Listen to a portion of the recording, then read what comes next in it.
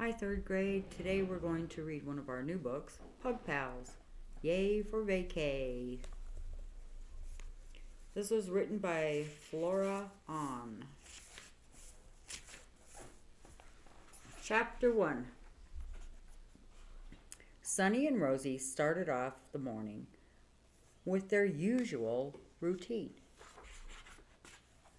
After breakfast and after breakfast snack, Sunny and Rosie said goodbye to their human. They prepared for a busy day of napping, neighborhood surveillance, yoga stretches, and watching their favorite show, Officer Burt, Paws on Crime. They were in the middle of their yoga stretches when their human came home early and surprised them.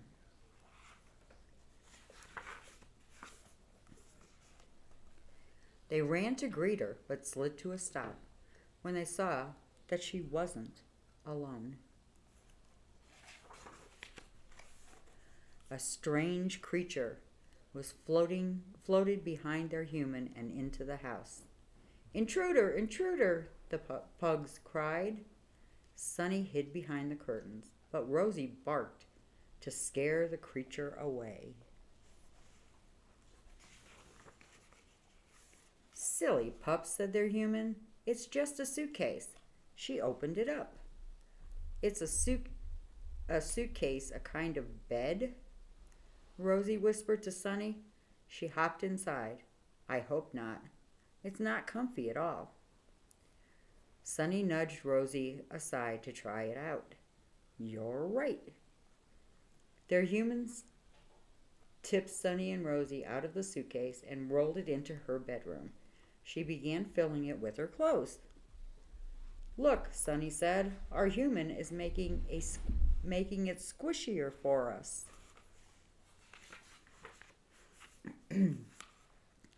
Sunny and Rosie hopped into the suitcase again, pawing at their human's clothes to get their new bed just right. "Sunny, Rosie, that's not for you." Their human shooed them out of the suitcase.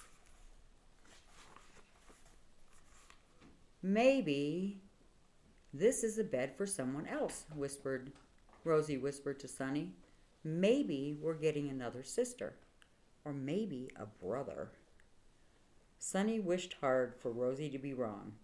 She loved Rosie, but one sibling was enough for her. Chapter 2. To Sunny's relief, no new sister or brother puppy appeared when she opened her eyes, but their human began packing up their favorite bed and favorite toys. When their human carried the large bin filled with their food outside, Sunny and Rosie started to panic. Their human came back in and picked up their harnesses and leashes. The jingle of their leashes made Sunny and Rosie forget for a second about their worries. But instead of heading down to their usual walking path, their human plopped them in the back seat of the car.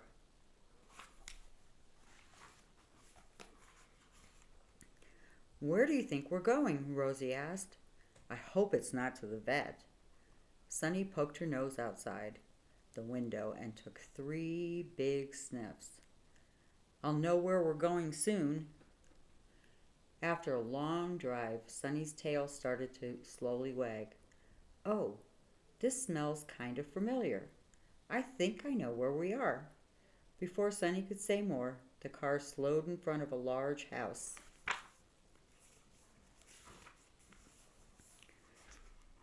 While their human carefully lifted Sunny out of the car and placed her gently on the grass, Rosie hopped out and ran in circles, frantically investigating this new location. The door to the house flew open and an elderly couple waved at them. "Welcome to Grandma and Grandpa's house," their human cried. "Oh, Princess Sunny," Grandma said. Sunny beamed as she received face massages and butt scratches. Grandpa turned to Rosie. "This must be Princess Rosie. Well, that means Sunny gets promoted to queen." Sonny smirked at Rosie as they were ushered in the house in a flurry of hands, paws, and tangled leashes. Their human gave the elderly couple a hug. "Hi, Mom. Hi, Dad. Thanks for watching Sonny and Rosie. I'll be back in 2 weeks." 2 weeks, Rosie yelped. "That's forever." Sonny nudged Rosie. "Don't complain so much.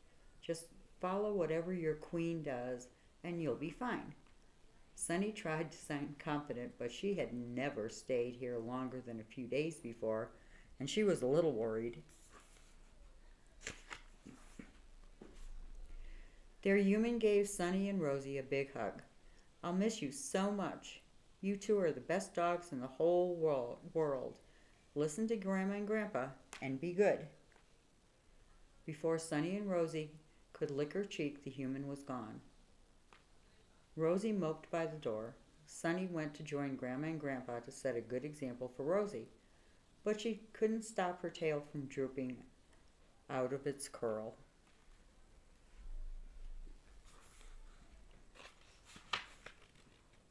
Chapter 3. Sonny and Rosie spent the afternoon curled up next to Grandpa as they all watched a movie called The Hounds of Bakersville. Grandpa liked watching Detective Sherlock Holmes and Dr. Watson solve the mystery, but Sonny and Rosie liked barking at the scary hound. After the movie finished, Grandma patted Sonny and Rosie on their heads. She opened the door to the backyard. "Want to help with the gardening?" she asked. Sonny sped to the door. Rosie trailed after Sonny. "What's so great about a garden?" she mumbled.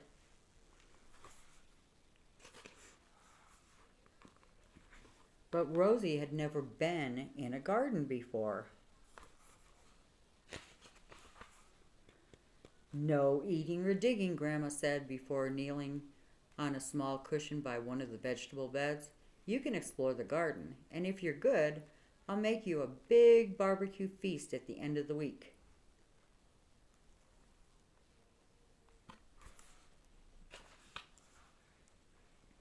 Sonny and Rosie's favorite things in the garden, the top 5. Number 5, all the delicious fruits and vegetables that Grandma would cook for them. 4, shrubs shaped like animals. 3, so many flowers. 2, the birds and the bees. 3, the fountain.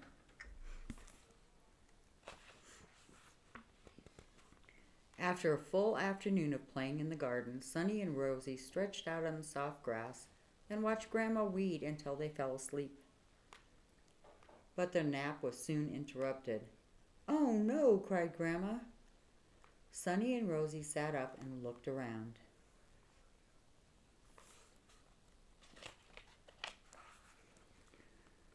Dark green and purple leaves from the row of cabbage, spinach, kale, and lettuce were half eaten. Several dozen tomatoes had bite marks. Another squash, pear, nectarine, or fig within a few feet was either partially eaten or completely gone. "This is very bad," Grandma said, shaking her head. "I thought I could trust you in the garden, but now it's ruined. There will absolutely be no barbecue feast now." She shooed them inside and closed the door. Sonny whirled around to face Rosie. "How could you ruin the garden like that?" Rosie raised her paws in the air. "It wasn't me. Paws crossed." "Oh, I believe you," Sonny said. "But if it wasn't either of us, who was it?" Neither of them knew the answer to that question, so they sat by the glass door and watched Grandma clean up. "We have a mystery on our paws. You know what we have to ask ourselves, right?" Sonny said. "What would Officer Burt do?" Rosie danced in excitement. "No," Sonny said. "What would Detective Sherlock Holmes and Dr. Watson do?"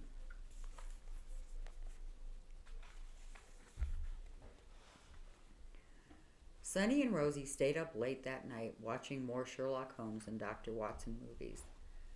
Let's watch one more, Sonny said, her mouth full of cookies, for research. Rosie nodded and scooted closer to Sonny to grab a big pawful of popcorn from the bowl. Chapter 4. The next morning, after Grandma and Grandpa left the house, Sonny and Rosie got straight to work solving the mystery. Their first stop was a box of old Halloween costumes Sonny had spied in the basement on her last visit. "Why do I have to be Dr. Watson?" Rosie asked. "I'm older, so I get to decide," Sonny said. "And besides, I knew you'd want the mustache." Rosie twirled the mustache. "True."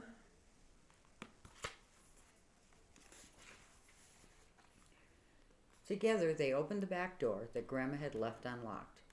Sonny took out a large magnifying glass and peered at the damaged fruit and vegetables.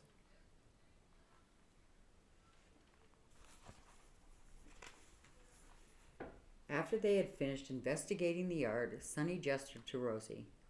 "You go first. What do you see?" Rosie pointed to the bare stalks on the vegetable patch. "The bite marks here look like they were made by two very big front teeth. And look at these paw prints," Sonny said. "They were definitely made by the thief." "How do you know that?" Rosie asked. "Elementary, my dear Rosie," Sonny said. "Count the number of toes in the back paw prints." "5," shouted Rosie. "Yes, and we only have 4 toes," Sonny said. "So that means someone else was here recently. We need to set a trap and catch the thief in action," Sonny continued. "All we need is the right bait." Sonny pointed to the crushed and half-eaten pieces of fruit hidden in the grass. "Look at what the thief ate." "The thief ate everything," Rosie said. "Yes," Sonny said. "The thief tasted a little of everything, but the thief ate all of this." He held up a peach pit. "This is what the thief loves the best. So we just need to get some more peaches for our trap." Sonny and Rosie had to use teamwork to reach the peaches on the tree. Then they laid a trap with the juicy peaches and hid behind a blueberry bush.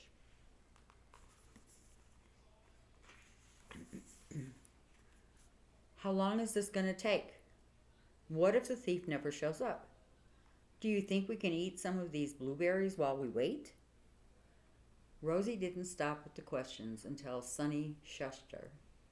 "I don't know. We'll try again tomorrow. And no, you can't eat blueberries," Sonny said.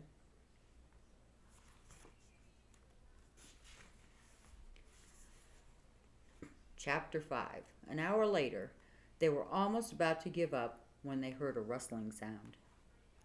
They peered around the bush.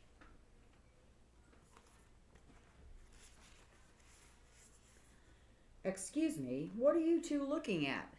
Sonny and Rosie jumped and spun around. A little brown groundhog was munching on blueberries, his whiskers twitching with each bite. "Who are you?" Sonny asked. "Clover. Nice outfits," Clover said. "Are you going to a costume party?" "We're doing a stakeout," Rosie said. "We're going to catch a thief." Clover gasped. "What did the thief take?" "Someone stole a bunch of fruits and vegetables from Grandma's garden," Rosie said. "A thief?" "That's just terrible," Clover said. "I hope you catch whoever it is. Good luck." Sonny and Rosie waved goodbye to Clover as he waddled off.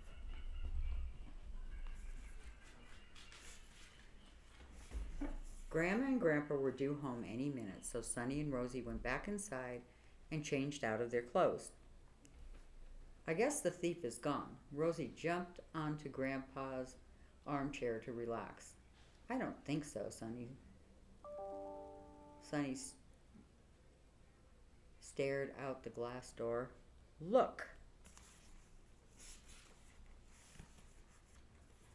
The peach in their trap had been eaten, and all that was left was a bare pit.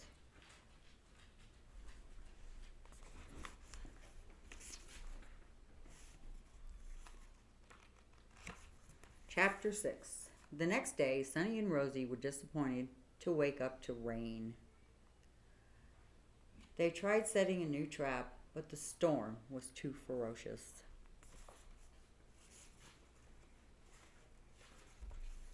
The rain continued for 2 more days. Sonny and Rosie tried to find ways to amuse themselves while they waited. Right paw green. 3, 2, 1, ready or not, here I come. And the ghost had eaten all the food.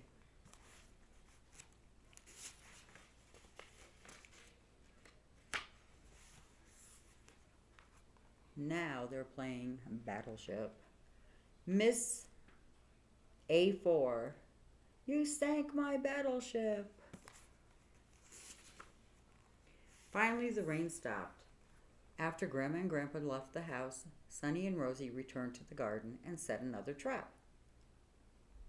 Then they waited and waited and waited. They were both struggling not to fall asleep when they heard a noise that made them jump. Hey, Sonny and Rosie!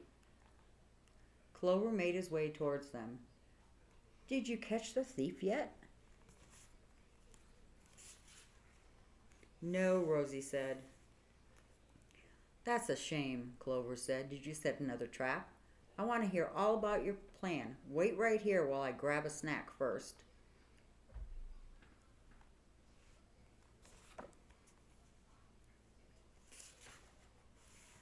Clover waddled away and returned with a pile of food in his arms. He bit off 2 large pieces of peach and held them out to Rosie. These peaches are the best in the country, Clover said. I can smell them a mile away. Thank you, Rosie said as she took a big bite. This is delicious. Sonny frowned. She peeked behind the blueberry bush. Sonny swatted the peach out of Rosie's paw. Hey, Rosie yelled. Don't eat that, said Sonny. Don't you see? Those are the peaches from the trap. Clover's the thief. Thief! Rosie shouted. Thief! Sonny and Rosie lunged at Clover. I thought we were friends. This isn't friendly behavior.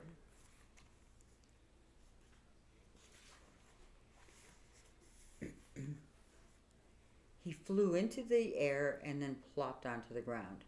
Where did he go? Rosie said. There, Sonny said, and they chased after Clover. But soon he disappeared in a nearby hole for good. We'll try again tomorrow, Sonny panted.